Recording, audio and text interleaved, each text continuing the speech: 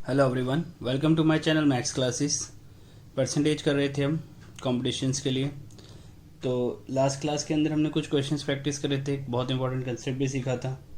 तो हम एक काम करते हैं, सबसे पहले हम लास्ट क्लास पर जो हमने सीखा था उसका एक क्वेश्चन करते हैं और फिर आज एक नया टाइप सीखेंगे जो बहुत इंपॉर्टेंट टाइप है, आपको बहुत हेल्पफुल रहेगी वो ट्रिक जो मैं यूज़ करता हूँ।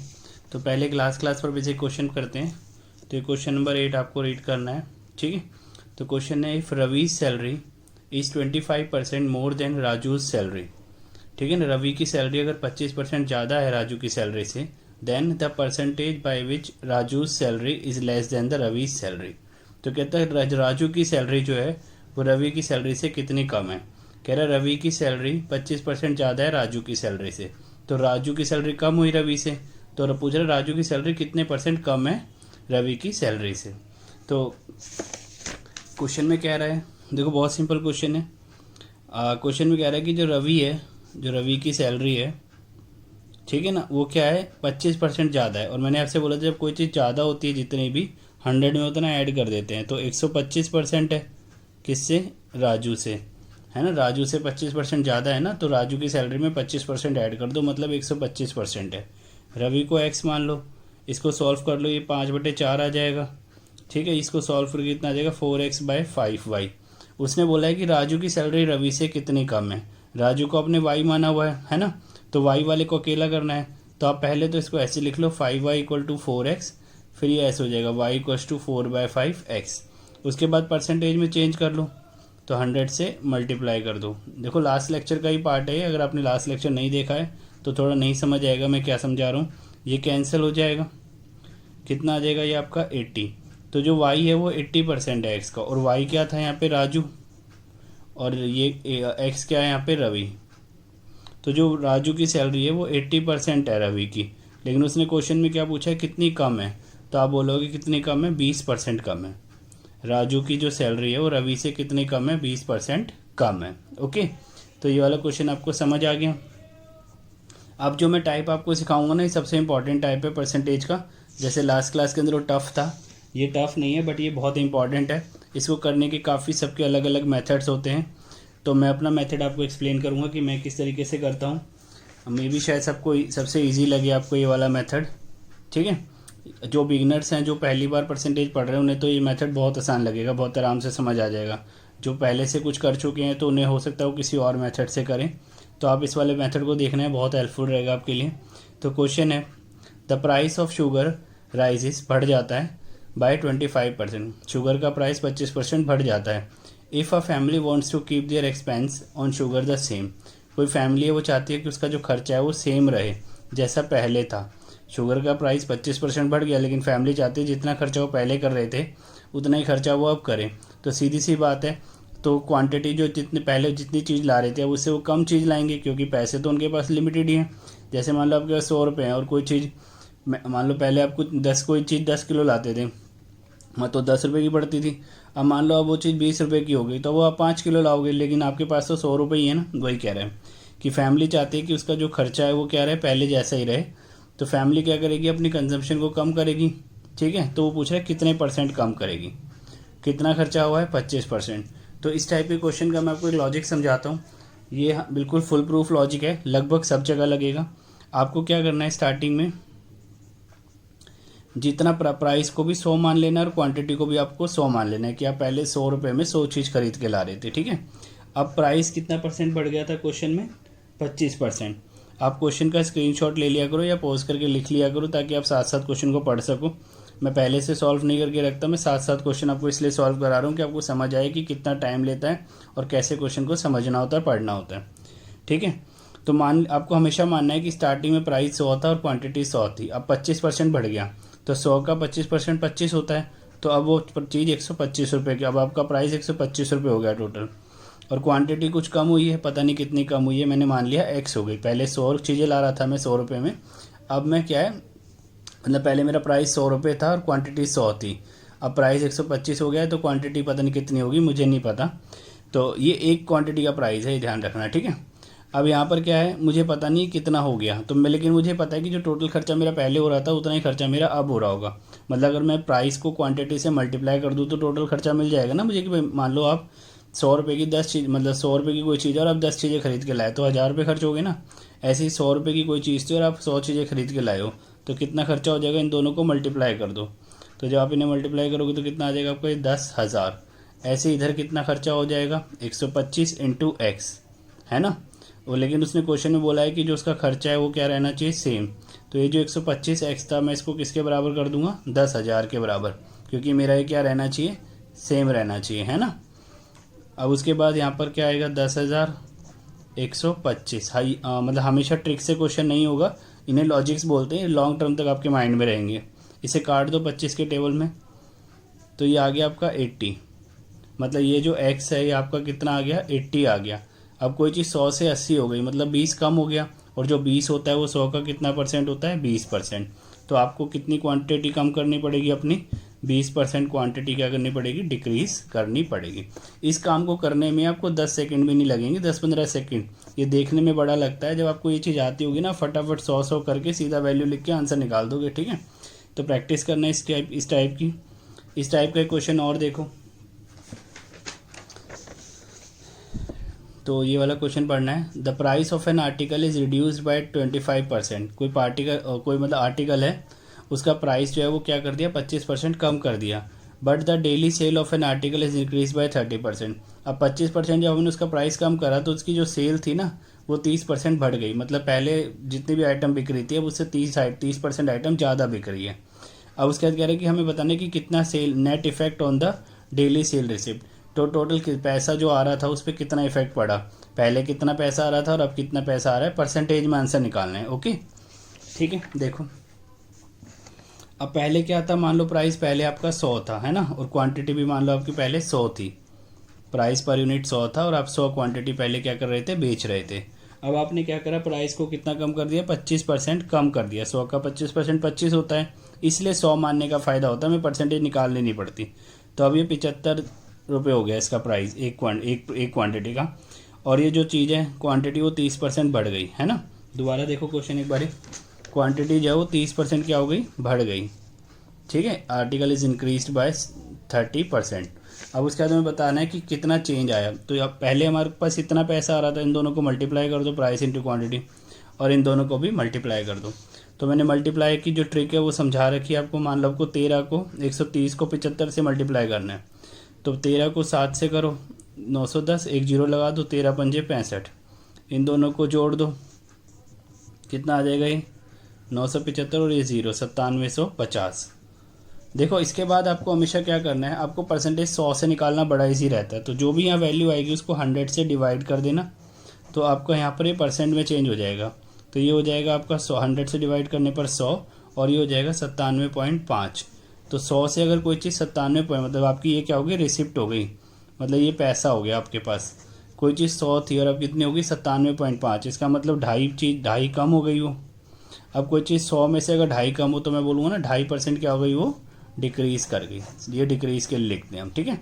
तो यहाँ पर जो डेली सेल है उसकी डेली सेल रिसिप्ट वो क्या हो गई आपकी, 2.5% कम हो गई। पहले उसके बाद 10,000 रुपये आ रहे थे, अब उसके बाद 9750 रुपये आ रहे हैं, मतलब 250 रुपये कम आ रहे हैं। जब मैंने इसे परसेंटेज में चेंज करा तो 250 को आप ऐसे भी कर सकते हो, इसको माइनस करके जो भी आएगा उसको 100 से डिवाइड कर दो, तो 2.5% आ जाएगा, ठीक है। जो आपको तरीका अच्छा लगे उस तरीके से आप इस चीज़ को सॉल्व कर सकते हो, ठीक है। अगला क्वेश्चन देखो, अगला क्वेश्चन करते हैं इस पर बेस्ड, ठीक है। ये वाला क्वेश्चन देखो, the price of a sugar is increase by 20%, as a result a family has decrease its consumption by 20%। कहता है कोई शुगर का प्राइस 20% बढ़ गया, उसकी वजह से फैमिली ने क्या करा, 20% अपना जो प्राइस है, मतलब क्वांटिटी जो है वो कंजम्पशन जो है वो डिक्रीज कर दी। पहले वो जितनी भी चीज़ें खरीद के ला रहे थे अब उससे वो 20% कम चीनी खरीद के ला रहे हैं, ठीक है, क्योंकि प्राइस 20% बढ़ गया। तो हमें बताना है कि पहले कितना खर्चा, और मतलब पहले के खर्चे में और अब के खर्चे में कितना चेंज आया परसेंटेज में, ठीक है।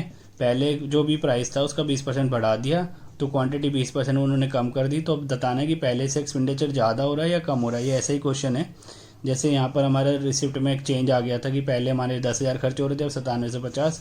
ऐसे ही यहाँ बताना है कि पहले और अब में कितना परसेंटेज का चेंज आ रहा है। प्राइस जो है वो 20% क्या हो गया, बढ़ा दिया, और कंजम्पशन 20% क्या कर दी, कम कर दी। तो वही वाला मेथड लगा लो। देखो लगातार मैंने आपको तीसरा क्वेश्चन करके दिखाया इस टेक्निक से, तो ये बहुत ज़बरदस्त टेक्निक है अगर आपको इसको यूज़ करना आ गया तो। और उसको सॉल्व करने में भी टाइम नहीं लगता। तो प्राइस को आपने क्या करा है, 20% बढ़ाया है। तो जब प्राइस को 20% बढ़ाओगे तो ये 120 हो जाएगा। उसके बाद क्वांटिटी को आपने 20% कम करा है तो ये हो जाएगा 80, क्योंकि 100 का 20% 20 ही होता है। इसको मल्टीप्लाई कर दो, ये हो गया 10,000 और ये हो गया 9600।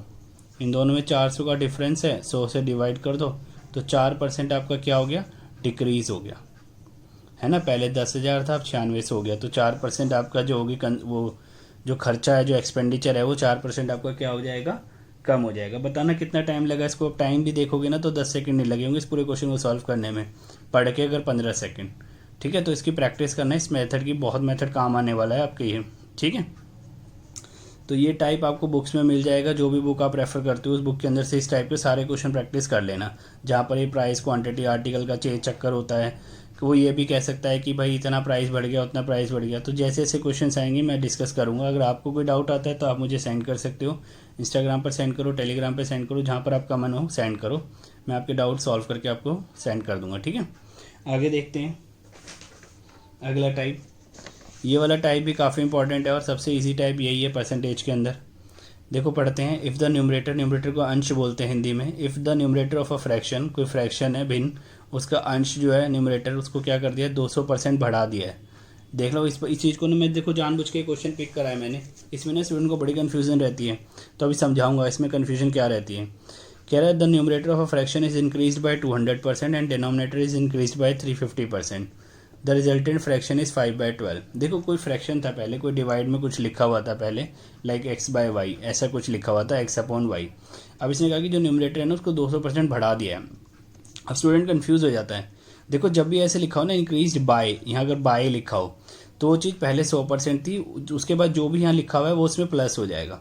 जैसे कोई चीज़ मान लो इंक्रीज्ड बाय 200% है तो अब वो 300% हो जाएगी। ठीक है, इंक्रीज्ड बाय 350% है तो अब 450% हो जाएगी। बाय के बाद जो भी लिखा होता है वो 100 में ऐड किया जाता है। लेकिन यहीं पर अगर ये लिखा होता है ना इज इंक्रीज्ड टू 200%, तो वो अब 200% हो जाती। ठीक है, फिर उसे 300% नहीं करते। बात समझ आ गई। जब इंक्रीज्ड बाय लिखा होता है तो यहाँ पे जो भी लिखा होता है उसमें 100 ऐड करके लेते हैं। जब इंक्रीज्ड टू लिखा होता है तो यहाँ जो वैल्यू लिखी होती है उसे ऐसे एग्जैक्टली ले लेते हैं। ठीक है, अभी समझाता हूँ ये क्या चीज़ है। ठीक है, आप मान लो कि आपका फ्रैक्शन x/y था स्टार्टिंग में, ये एक भिन्न हो गया, ये अंश हो गया x, ये न्यूमरेटर मतलब न्यूमरेटर और ये डिनोमिनेटर। ठीक है, अब उसके बाद न्यूमरेटर को इसने 200% बढ़ाया है, तो स्टार्टिंग में आपको 100% लेना होता है हमेशा।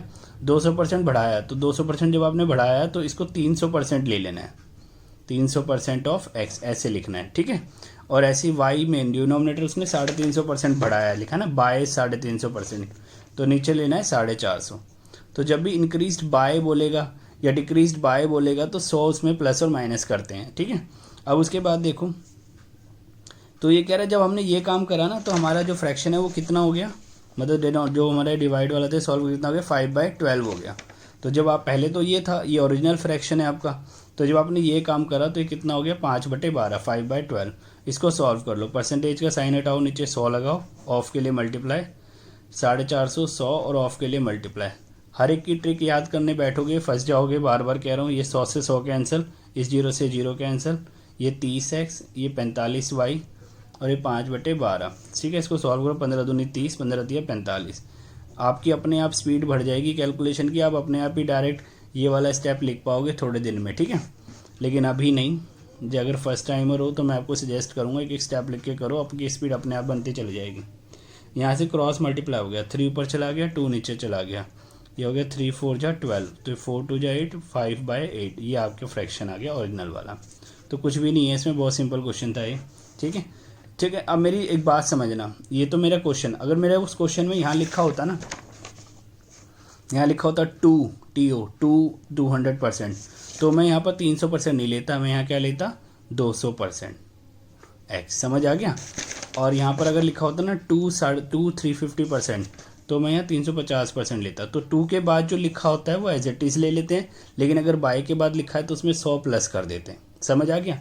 अच्छा, एक और चीज़ समझाएंगे, चलो बाद में देखते हैं। इतना समझ आ गया ना, अब उसके बाद अगला क्वेश्चन देख लेते हैं। देखो ये क्वेश्चन है आपका अगला, क्वेश्चन नंबर 13। ठीक है, ये वाला कह रहा है if the numerator of a fraction is increased by 200%, numerator जो है उसको 200% बढ़ा दिया है, और denominator is increase bye 400%, denominator को 400% बढ़ा दिया है। मतलब यहाँ लेना है आपको 300% एक्स का और यहाँ लेना है आपको 500% वाई का।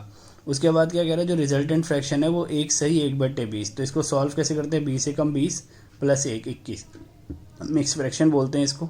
20 से कम 20 प्लस 1 21/20 हो जाएगा। ठीक है, तो कुछ भी नहीं है इस क्वेश्चन में। कह रहा है कि न्यूमरेटर को तो 200% बढ़ाया, तो न्यूमरेटर हो जाएगा आपका 300%। ठीक है, आप चाहो तो 100 ले, 100 मत लिखो नीचे, क्योंकि 100 कैंसिल ही होता है दोनों का।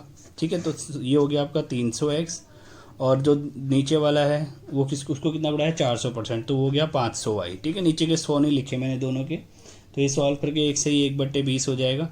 ये दोनों जीरो काट दो, 3x और ये 5y, ये हो जाएगा 21/20। ये ऐसे सॉल्व करते हैं, 20 से कम 20 प्लस 1, इसको मल्टीप्लाई करते हैं और ये प्लस करते हैं। ठीक है, तो ये कितना आ जाएगा, x और y को यहीं छोड़ दो, 21/20 यहाँ लिखा ही हुआ है। ये 5 चला जाएगा ऊपर और ये 3 चला जाएगा नीचे। ये 3 सत्ते 21, 5 चौक 20, 7/4। तो आपका ये क्या आ गया, ओरिजिनल फ्रैक्शन। तो कोई दिक्कत नहीं है। तो इस टाइप के जितने भी आज हमने 2 टाइप सीखे हैं, एक तो वो प्राइस और क्वांटिटी वाला, ठीक है, बहुत इंपॉर्टेंट टाइप है वो, और दूसरा ये न्यूमरेटर डिनोमिनेटर वाला, ये आसान है लेकिन ये भी बहुत इंपॉर्टेंट टाइप है। और इससे पहले हमने जो टाइप सीखे हैं पुराने लेक्चर्स में, वो इन टाइप्स की अच्छे से प्रैक्टिस करना। अब इसके बाद हम नेक्स्ट लेक्चर में और मिक्स क्वेश्चन करेंगे। चैनल को सब्सक्राइब कर देना, लाइक ज़रूर करके जाना। ठीक है, till then take care, thank you very much, bye bye.